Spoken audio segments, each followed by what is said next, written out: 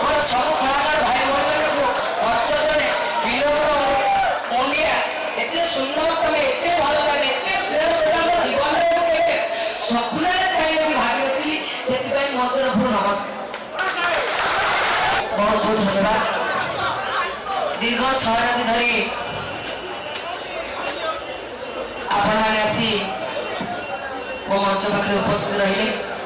ମୁଁ କେବେ ସ୍ୱପ୍ନରେ ଭାବିନଥିଲି ଯେ ଦୀର୍ଘ 6 ରାତି ଆପଣମାନଙ୍କର ଆସିବା ଏବଂ ମୋର ଆପଣମାନଙ୍କର ଆସିବାରେ ମୋ ଚେୟାର ଭୁଲ ହେବ। ଯାହା ହେଉ ଏଭଳି ଭଲ ପାଇବା ଶ୍ରଦ୍ଧା ମୋ ପ୍ରତି ଏବଂ ମୋ ନାଟ୍ୟଗଣ୍ଡକୁ ଅନୁଷ୍ଠାନ ପ୍ରତି ରହିଥାଉ। ମୁଁ ଆପଣମାନଙ୍କ ପାଇଁ ମୋ ଜୀବନ ଦେବାକୁ ପ୍ରସ୍ତୁତ। ଆପଣମାନଙ୍କୁ ଏତିକି ଅନୁରୋଧ କରିବି ଯେ ଜଗନ୍ନାଥଙ୍କ ପାଖରେ ଗୋଟିଏ ନାରା କୁହନ୍ତୁ ଯେ ରାଣୀପଟାର ଏହି ଯାତ୍ରା ନାଟ୍ୟ ମଣ୍ଡପ ଅନୁଷ୍ଠାନଟି ଅଧା ନଈରେ ବୁଡ଼ି ନ ଯାଉ। କାରଣ ଗୋଟିଏ ଅନୁଷ୍ଠାନ ଗଢ଼ିବା ପାଇଁ କେତେ ଯେ ସଂଘର୍ଷ କରିବାକୁ ପଡ଼େ ଆଜ୍ଞା ଯିଏ କରେ ସେ ଜାଣେ। ଭାଙ୍ଗିବା ପାଇଁ ତ ଅନେକ ଲୋକ ଚାହିଁ ବସିଛନ୍ତି। ଏଇ ମୁହୂର୍ତ୍ତରେ ଚାହିଁଲେ ଲୋକ ଭାଙ୍ଗି ଦେବାକୁ ବି ବସିବେ। ତେଣୁ ଆପଣମାନଙ୍କର ଭଲ ପାଇବା ଶ୍ରଦ୍ଧା ସମ୍ମାନ ଏଇଭଳି ଭାବରେ ରହିଥାଉ ମୋ ପ୍ରତି ଏବଂ ନାଟ୍ୟମଣ୍ଡଳ ପ୍ରତି ଏବଂ ମୋର ସବୁ କଳାକାର ଟେକ୍ନିସିଆନ ସମସ୍ତଙ୍କ ପ୍ରତି। ଆଜି ଯାହା ଆୱାର୍ଡ ଦିଆଯିବ ଏ ଆୱାର୍ଡର ମୁଁ ହକଦାର ନୁହେଁ ଆଜ୍ଞା। ଏ ଆୱାର୍ଡର ହକଦାର ହେଉଛନ୍ତି ଉପରେ ବସିଥିବା ସେହି ଜଗତରନାଥ ଜଗନ୍ନାଥ 33 କୋଟି ଦେବାଦେବୀ ଏବଂ ମୋର ମା ଇଷ୍ଟ ଦେବୀ ମଙ୍ଗଳା ଏବଂ ଉଗ୍ରତାରା ମୋର ପ୍ରଭୁ ମୋ ଭାଇ ମୋ ବାପା ମୋ ହନୁମାନ।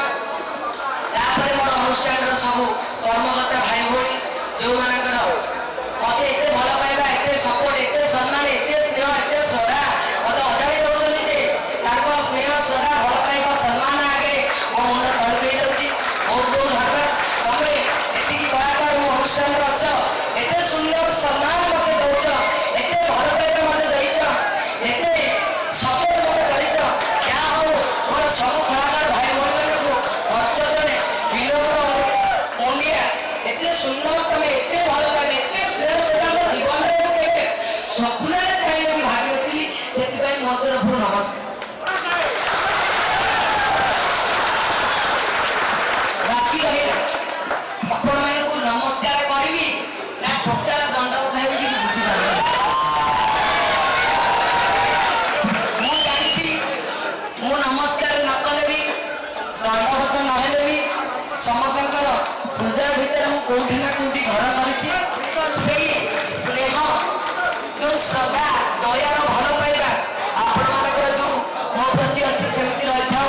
ମୁଁ ସବୁବେଳେ ଜଗନ୍ନାଥଙ୍କ ପାଖରେ ପ୍ରାର୍ଥନା କରିବି ଏବଂ ଦୀପଟିଏ ଜାଳିବି ଯେ ଓଡ଼ିଶାବାସୀଙ୍କର ମଙ୍ଗଳ ହେଉ।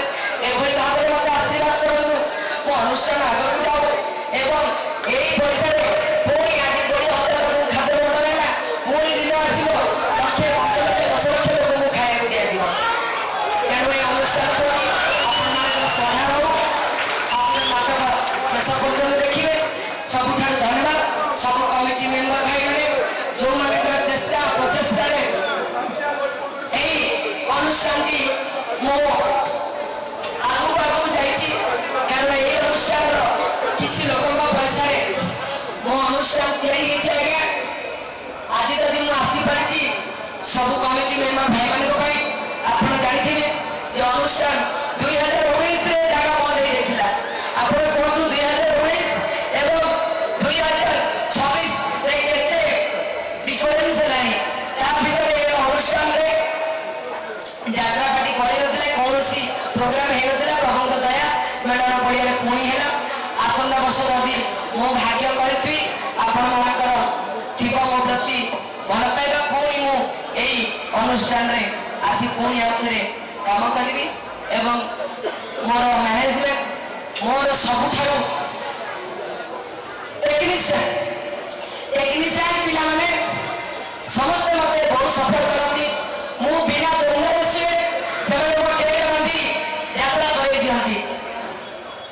ତାଙ୍କ କାମରେ ସେ କେବେ ହେଳା କରୁନାହାନ୍ତି। କିନ୍ତୁ ମୁଁ ବେଳେବେଳେ ଆଜ୍ଞା ଅଭାବ ସ୍ୱଭାବଗ୍ରସ୍ତ ପଇସା କେତେବେଳେ ସୁବିଧା ଅସୁବିଧା ହୁଏ ମୁଁ ତାକୁ ଦେଇପାରେନି। ତଥାପି ବି ପିଲାମାନେ ପଇସା ନ ନେଇକି ବି ମୋର କାମ କରିଛନ୍ତି।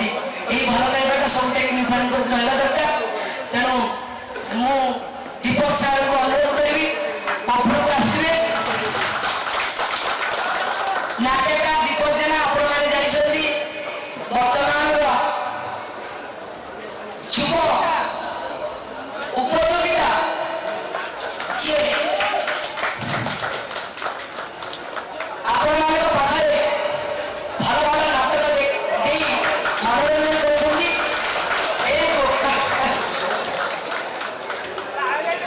हेलो मो दीपक जेना सार को केबे भी जैसे कि सार बोली भाबिनी साके होनो मु बेसी भाबी दी आउची मो सानो भाई माने घोड़ा हाथी गंडा को गंडा एका लड़ी रानी पंडा ओडिसा रो ब्लॉकबस्टर नाटक से लेखक रानी पंडा को खड़ी बना आगे आज भी कहूची अन्य को सेलिब्रिटी को टिकट चार फुल चर्चा रहिथिले एवं वर्तमान पीयूष रो मो सागर बजरंगी नाटक हेउ कि कान्हा जेकोसी नाटक हेउ एवं एई नाटक एवं आगुल भी हमें बहुत सिनेमा एवं आपण जानि नथिले प्रभु पवन सहित भी मु जेतबे काम करिछि तार प्राय गीत लेखक थिबे ए गीत लेखक बोले आपण माने अल्प बहुत जानि थिबे कि नहीं मु जानि समस्त अंगर भल एटी ए नाटक direction little master Vinod Rao कथा अछि राइटर एवं डायरेक्टर को कलम होना डायरेक्टर को डायरेक्शन रे बोले कलाकार बहुत आगु हो जे आगे सत कथा रानी बना मागे जेति किछि करा दिला जेबे मु लिटिल मास्टर विनोद राव को सहित प्रथम काम कली घोड़ाती गोटा गोटा एक न रानी बना आचो अभिनय को सहित जानिली जहां भी हो सब संगर ए सपोर्ट जोरदार गोटे करते जाके हे जाओ मोर लेखक दीपक सार पाए एवं नियति भाबरे मु बेसी किछि ताकू दबार मो पाखे सख्य नहीं गुरु हिसाब रे मु आशीर्वाद मागिली एवं सी मते भौणी हिसाब रे जेमिति भाव रे सपोर्ट करबा कथा नियति भाव रे सपोर्ट करबो बोले मोर आशा और विश्वास भरोसा एक केवल मोर नुहे कि आ अनुष्ठान नुहे एक तार भाई तेणु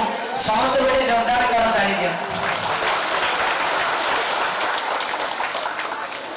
भल गिफ्ट गोटे रखी मोबाइल आईफोन किणिक आनी है पछपटे बापा धरिकी घर की जीव है तेणु सत कथा मो हृदय मुझे बहुत थर कही लाच जाचे जदि मो नाटक तो हिट करदेली बापा तेरे केवे आईफोन देवी कि गोटे चेन देवी ब्रेसलेट देवी सत कथा मुझे सब लाच जाचे कि केवे भी किसी दे पारि गुरु हिसाब से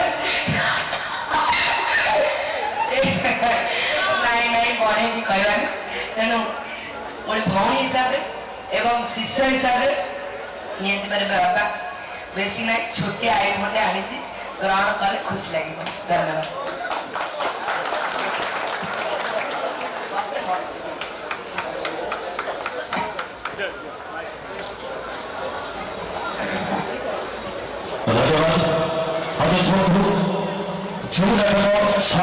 परिवेश महाप्रभु महामंचले खंडगिरी महाप्रभु मेला रेकर्ड सृष्टि डॉक्टर दीपक चरण रचना और लिटिल मास्टर विनोद राव निर्देशन और विनोद सर संगीत परिसर में जात्रा नाट्यमंड परिवेश भाइरल नाटक रेडी गैंगस्टर जो ट्रफी आज आप समस्त देखुं आम समस्त कलाकार एत खुशी लगुच